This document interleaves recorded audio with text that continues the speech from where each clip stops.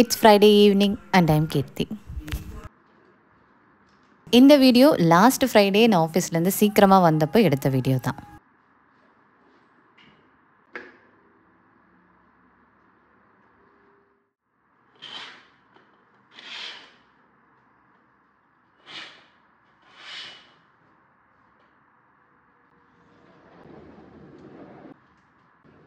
Evening நான் வீட்டுக்கு வரும்போது ஒரு 5:30 மேலே இருக்கும். அப்போவே செம வெயில் தான். ஸோ கர்டன்ஸ் எல்லாம் ரிமூவ் பண்ணிவிட்டு டோர் ஓப்பன் பண்ணும் போதும் அவ்வளோ அனல் அடிச்சது வீட்டுக்குள்ளேயே.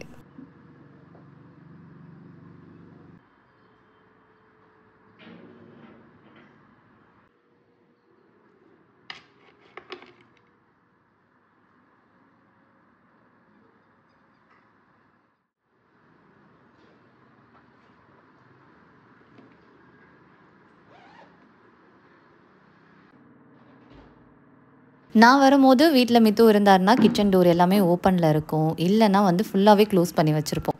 இங்கே வெயில் கம்மின்றதால டோர் எல்லாம் க்ளோஸ் பண்ணியிருக்கிறதால கொஞ்சம் ஒரு மாதிரி ஸ்மெல் அடிக்கிற மாதிரியே இருக்கும். ஏன்னா க்ளோஸ்டு ஸ்பேஸ் வெளிச்சமும் இல்லைன்றதால. ஸோ நான் வந்ததும் இதெல்லாமே எடுத்து வச்சுட்டு கண்டிப்பாக அந்த டோரை ஓப்பன் பண்ணி தான் விட்டுருவேன்.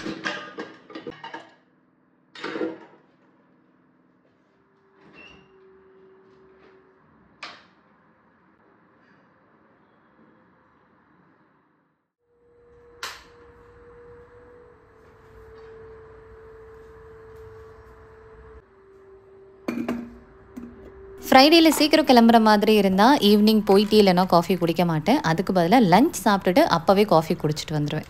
ஸோ வீட்டுக்கு வந்ததுக்கப்புறம் எனக்கு மட்டும் நல்லா ஸ்ட்ராங்கான ஒரு இஞ்சி டீ ரெடி பண்ணிகிட்ருக்கேன்.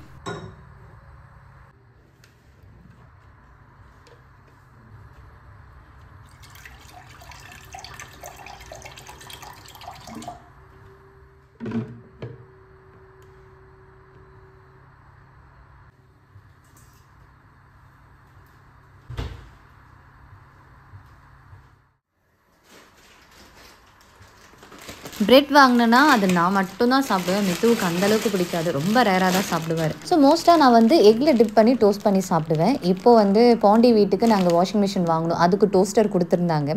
ஸோ அதில் தேவையான அளவு பிரெட் மட்டும் போட்டு டோஸ்ட் பண்ணி சாப்பிட்ருவேன்.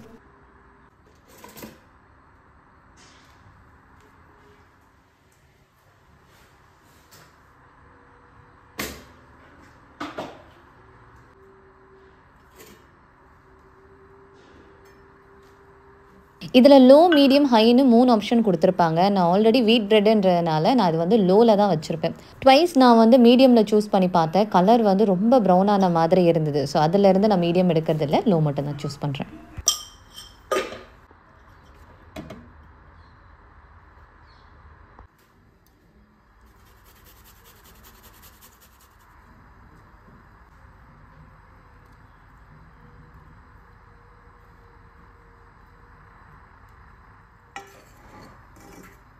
இஞ்சி எவ்வளோ நம்ம அதிகமாக போடுறோமோ அதுக்கேற்ற மாதிரி டீயும் அவ்வளோ டேஸ்ட்டாக இருக்கும். நல்லா காரமாக உங்களுக்கு குடிக்கிற மாதிரி இருக்கணும் அப்படின்னு நினச்சிங்கன்னா இஞ்சி கொஞ்சம் அதிகமாக போட்டு குடிச்சு பாருங்கள்.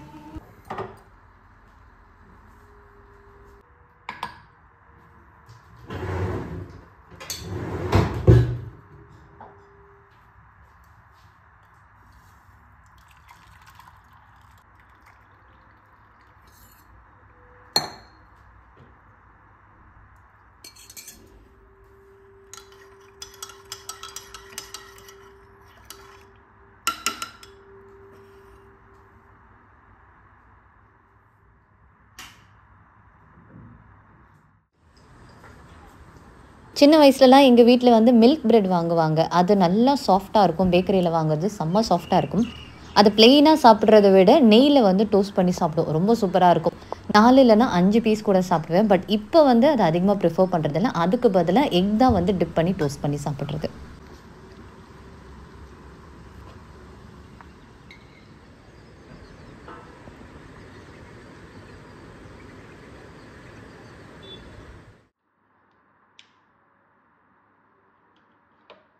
காலையில் ஆஃபீஸ் கிளம்புறதுக்கு முன்னாடியே பாலும் பழமும் வச்சு படைச்சிட்டு தான் போயிருந்தேன். ஸோ வீட்டில் நான் ஈவினிங் சீக்கிரம் வந்துட்டேன்னா கண்டிப்பாக விளக்கேற்றுவேன். இல்லை காலையிலலாம் எப்போ எனக்கு டைம் இருக்கும் அப்போல்லாம் விளக்கேற்றிட்டு தான் கிளம்புவேன் ஆஃபீஸ்க்கு.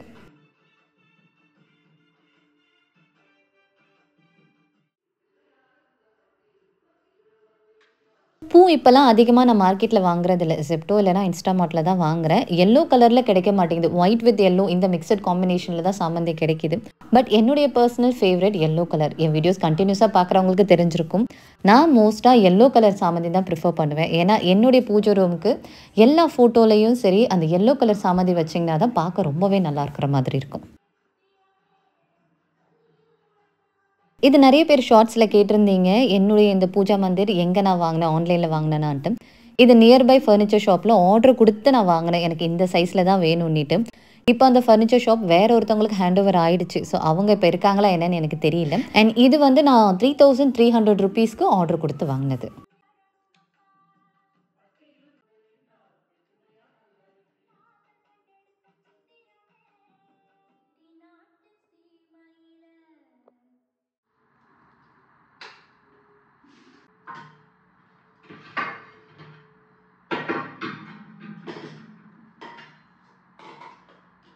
டின்னர் வேலையை ஸ்டார்ட் பண்ணுறதுக்கு முன்னாடி சிங்க்ல இருக்கிறது எல்லாமே க்ளீன் பண்ணி போட்டால் தான் கிச்சனை பார்க்க கொஞ்சம் நல்லா இருக்கிற மாதிரி இருக்கும்.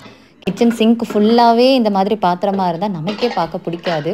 அங்கே வந்து எந்த வேலை செய்யறதுக்கும் ஓடாது மெயினாக சொல்ல போனால். ஸோ இதெல்லாம் க்ளீன் பண்ணிவிட்டு அதுக்கு அடுத்த வேலையை ஸ்டார்ட் பண்ணணும்.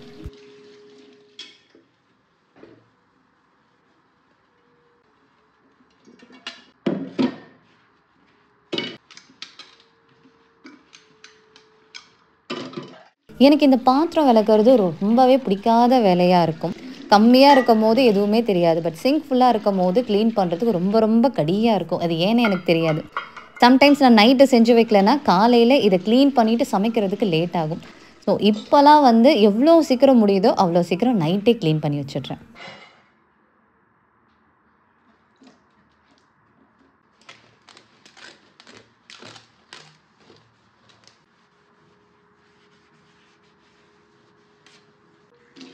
இங்கே எல்லாமே உப்பு தண்ணின்றதால இந்த சிங்க் ஏரியாலாம் வாஷ் பண்ணதுக்கப்புறம் துணியால் நல்லா தொடச்சி விடணும். இல்லைன்னா அங்கங்கே வெள்ளை வெள்ளையாக பூத்துருக்கும்.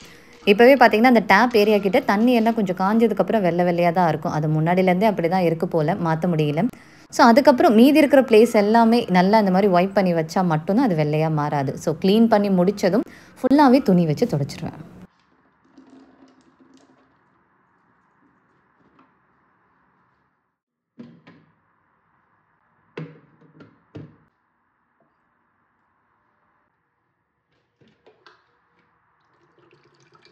டின்னருக்கு முன்னாடி கொஞ்சமாக ஜீரக தண்ணி தான் ரெடி பண்ணிகிட்ருக்கேன். ஏன்னா நைட்டுக்கு வந்து பச்சை பருப்பு தோசை செய்யலான்னு ஊற வச்சுருந்தேன். அது கொஞ்சம் ஹெவியாக இருக்கிற மாதிரி இருக்கும். வந்து டீ வேறு குடிச்சிருக்கேன். ஸோ இன்னுமே வந்து ஹெவி ஆகிட வேணான்றனால ஜீரக தண்ணி போட்டு குடிக்க போகிறேன்.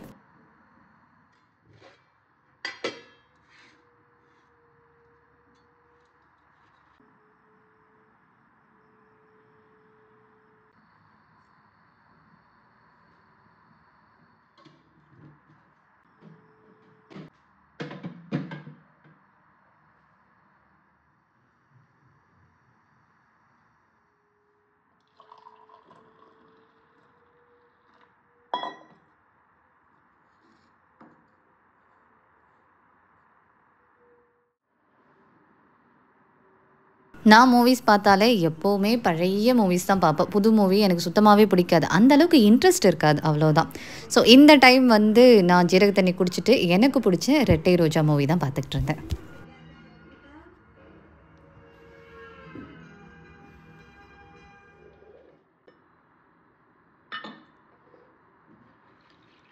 காலையில் ஆஃபீஸ்க்கு கிளம்பும்போதே நான் பச்சைப்பருப்பு ஊற வச்சுட்டேன். எங்கள் 2 பேருக்குமே சேர்த்து தான் செஞ்சுருக்கேன்.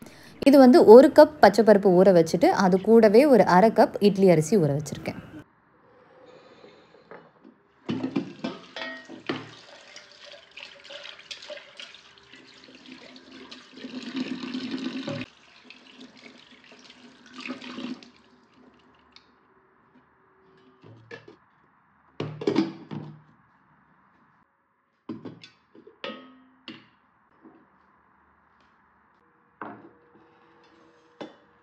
இந்த பருப்புக்கு மினிமம் ஒரு 8 ஹவர்ஸ் ஆவது நல்லா ஊற வச்சுருக்கணும். அப்போ தான் இதை அரைச்சிங்கன்னா ப்ராப்பராக வரும்.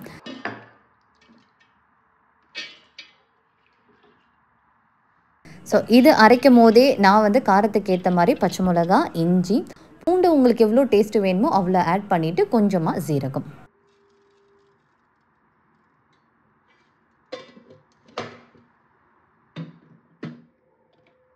இது கூடவே சிலர் காஞ்ச மிளகாவும் ஆட் பண்ணுவாங்க. நான் வந்து வெறும் பச்சை மிளகாய் மட்டும் தான் ஆட் பண்ணுவேன்.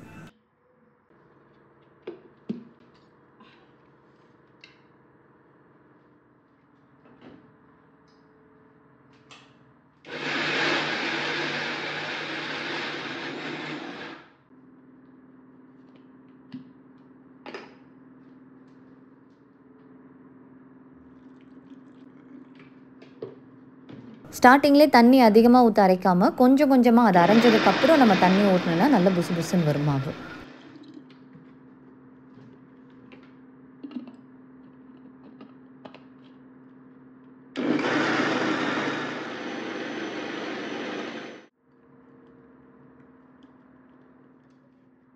பருப்பு வடைக்கு வெங்காயம் வந்து நாங்கள் கண்டிப்பாக ஆட் பண்ணுவோம். இந்த துவரம்பருப்பு, கடலைப்பருப்பு எல்லாமே போட்டு அரைக்கிற அந்த பருப்பு தோசைக்கு கண்டிப்பாகவே நாங்கள் வந்து வெங்காயம் ஆட் பண்ணுவோம். பட் இந்த பச்சை பருப்பு தோசைக்கு நாங்கள் அதை ஆட் பண்ண மாட்டோம். வெறும்னே வந்து இந்த பருப்பை அரைச்சிட்டு அதை அப்படியே தோசையை ஊற்றி சாப்பிட்ருவோம்.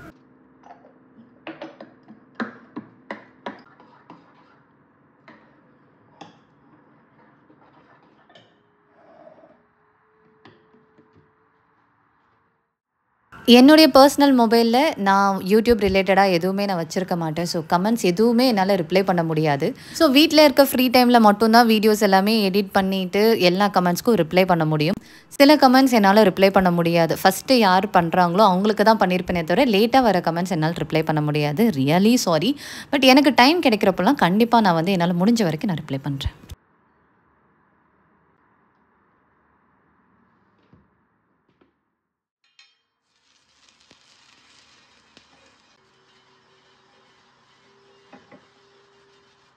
மித்து வர லேட் ஆகும்னு சொல்லிட்டாரு. ஸோ அவருக்காக வெயிட் பண்ணிட்டு இருந்தேன்னா ரொம்ப நேரம் நான் வெயிட் பண்ணணும். பசி எடுக்க ஆரம்பிச்சிடுச்சு. ஸோ எனக்கு மட்டும் முன்னாடியே தோசை ஊற்றி சாப்பிட்டுட்டேன்.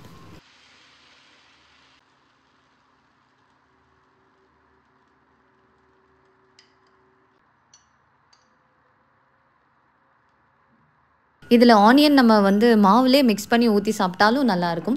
இல்லைன்னா தோசைக்கு மேலே போட்டு சாப்பிட்டாலும் நல்லாயிருக்கும்.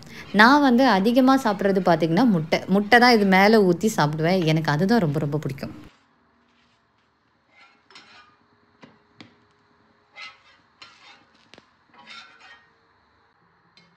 இந்த தோசை நம்மளால் அதிகமாக சாப்பிட முடியாது. எனக்கு வந்து மேக்ஸிமம் 2 தான். அதுக்கு மேலே சாப்பிட்டோன்னா சுத்தமாகவே சாப்பிட முடியாது. அந்தளவுக்கு ரொம்பவே ஃபில்லிங்காக இருக்கும்.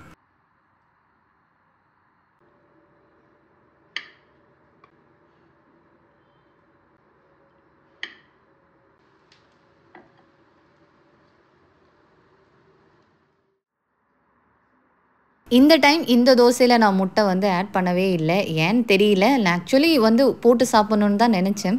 பட் ஊற்றும் போது எனக்கு என்னமோ சாப்பிட்ணுன்னு தோணலை. ஓகே, இன்றைக்கி நைட்டுக்கு ஒரு நாள் முட்டை வேணாம் விட்டுடலாமேட்டு வெறும்னே தான் வந்து பச்சைப்பருப்பு தோசையாக சாப்பிட்ருந்தேன்.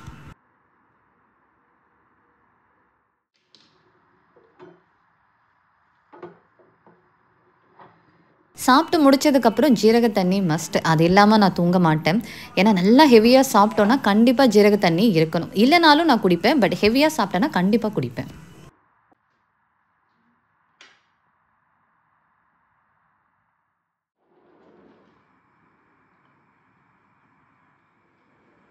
அன்னைக்கு கிளைமேட் ரொம்ப நல்லா இருந்தது. நல்லா இருட்டிட்டு இருந்தது. மின்னலும் அடிச்சிட்டு இருந்தது. மழை பெய்யும்னு எக்ஸ்பெக்ட் பண்ணேன். பட் அந்தளவுக்கு இல்லை.